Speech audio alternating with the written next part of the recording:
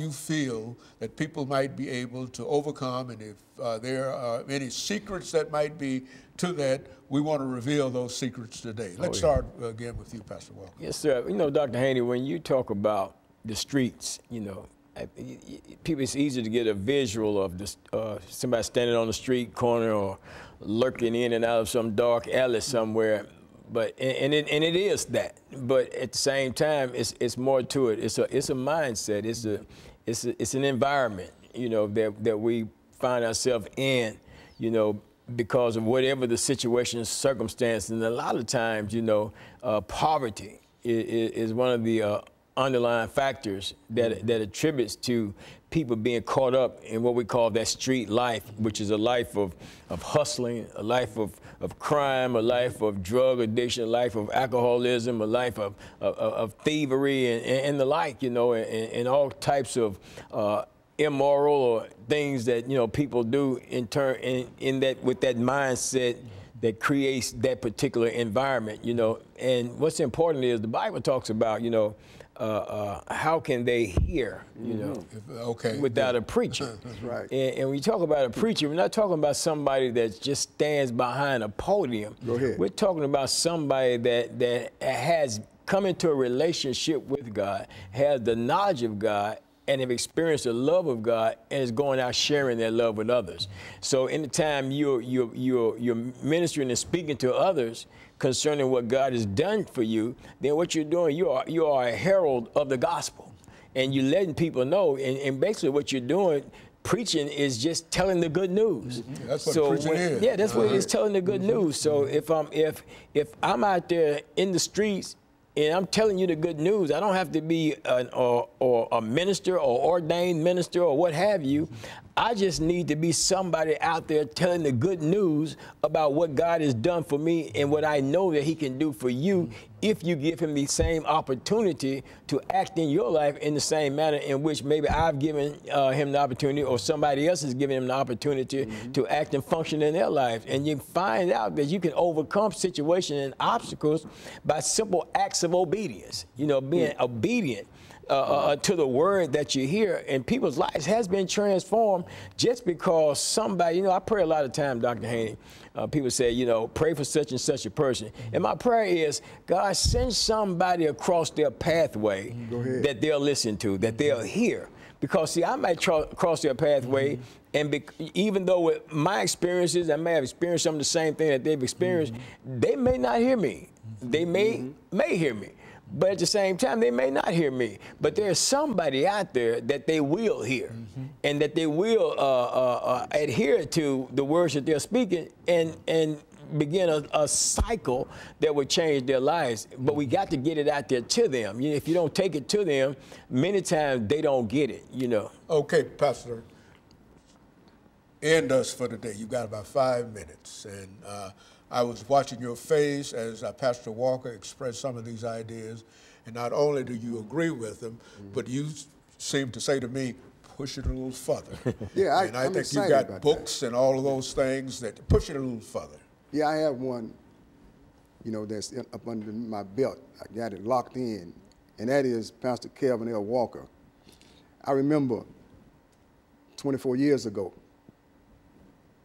I had 3 years that I had been delivered. And all the time, people would compromise when they're out there talking about God. They'll talk about everything else, but they wouldn't talk about God. And I kept watching this brother for those first 3 years, that he didn't compromise. Everywhere he went, he made known of God. Me being a brother that was from the streets, see, I wasn't completely free in my mindset. I had stopped using drugs for 3 years, but I still wanted to use drugs every day for the 3 years that I was free. I still wanted to use. So I kept just watching this brother. He just kept speaking about God. Anywhere he would be, he would acknowledge God. And what I liked about that is that the word does say that. Proverbs 3:5-6 says, trust in the Lord with all your heart and lean not to your own understanding. But I like verse 6 when he says, in all of your ways, yes, sir, acknowledge him. And then he would do that. And I just came to him one time, and I said one day, I said, man, I said, look, I said, I'd like to be able to just connect with you, man. I said, because you have a sense of just, you got a love for God. He accepted me. He knew from my past that I was still doing certain things, which I was still selling drugs at that time. But after talking with him from time to time and the humble way that he presented what he had to share with me from what I talked to him about, he never told me, he said, man, you got to stop selling those drugs. What he recognized is that I had just got hooked up with God, and I'm allowing God to help me help myself. And so for 5 years, I wanted to snort heroin until one day I was sitting on the side of the road on 16th and Joe Johnson with a small Bible and a dictionary. And I heard the power of the voice speak to me and said, look up the word junkie. Because I used to hear in the streets, once a junkie, always a junkie. Now here I am, I'm free for 3 years, but that mindset that I heard in the streets is still lingering. And I want some heroin anyway. I've been off of it, you know, for 3 years, but I was on it for 20 years. And I said to myself, I said, well, I haven't had any drugs in 5 years at that time because I moved on up. But God was my witness. He knew I wanted to take that hit. I opened up that dictionary and looked in there, and it said, junkie, slang, a narcotic addict. Well, I felt like it summed it all up. It's a narcotic addict, so it didn't mean any drug. But I knew that that couldn't be the case with that drug that was controlling me. I had tried marijuana, I had tried cocaine, pills, and all those things, but it was nothing like that heroin that controlled me. And so it said ESP. I didn't know what that meant at the time, but I found out that it meant especially, and it says one using heroin. And at that time, I didn't want heroin no more after I heard, he said, I didn't make you to be no junk. See, when I found out that information, it had to do with God working through somebody. And this is the man that God worked through, that I was inspired by watching him speak about God. And suddenly I ended up becoming a minister in 1998, because the strange thing about that is that now I got to go deal with my peers out in the streets and things, knowing good and well that I didn't talk about God when I was in the street. I didn't know him. I didn't pretend like I knew God. And see, that's one thing that God don't want us to do, or he didn't want me to do, is pretend like I knew him. But he wanted me to come and get to know him, and that's what I did. And so after I stopped running, I came into the ministry in 98, and I've been taking the message everywhere I go. I don't compromise. I reason with people, and I have to do that because God had compassion upon me. And when you have compassion upon the people, you have a love for the people who are out there still hurting. And that's why I take it to the streets and anywhere I go, because I used to take drugs anywhere I went. If I went to the penitentiary to visit my friends back when I was in the streets, I went in the penitentiary with drugs.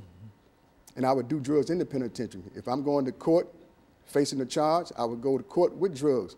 I'm talking about the controlled substance that was controlling my life made me take drugs everywhere I went, because being a supplier, I always had drugs. So it was strange to become free. And that's why I'm so thankful today to let people know that it wasn't easy for me. Last statement, Pastor Walker. 30 seconds. I would say to people, man, if God has touched your life, then and shows you and special love towards you, then you're obligated by God's love touching your life to share that love with other people. Otherwise, man, what's the point in God touching your life if you're not going to take what God has shared with you and share with other people so that they too can come out of that darkness into the light as well as you have? In other words, you can't put your light up under a bowl, man. You got to set it up on the hill and let that thing shine, man. If you have other people an opportunity to come into this relationship that we have come into as well. Can't just sit back and say, well, I go to church, man. That ain't good enough. You got to take the church that you are outside and into the communities and share church. Okay, well, let me thank the two of you for bringing that excellent information, Pastor Walker, and so that we might be able to know more about Waller, know more about what is going on. And let me encourage our audience to tune in again next week for another informative edition of Comments. Thank you and good morning.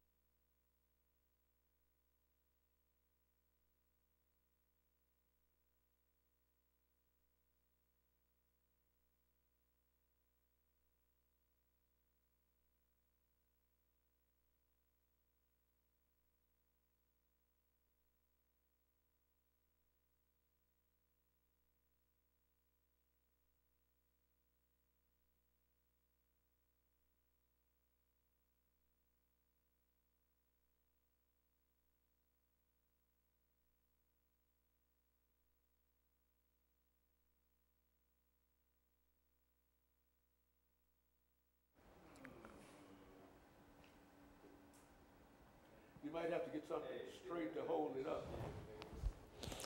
So, Doc, how you doing? Great, I'm trying to get through the third show we have. Oh, okay. You actually had more time than you. Oh, I tell you.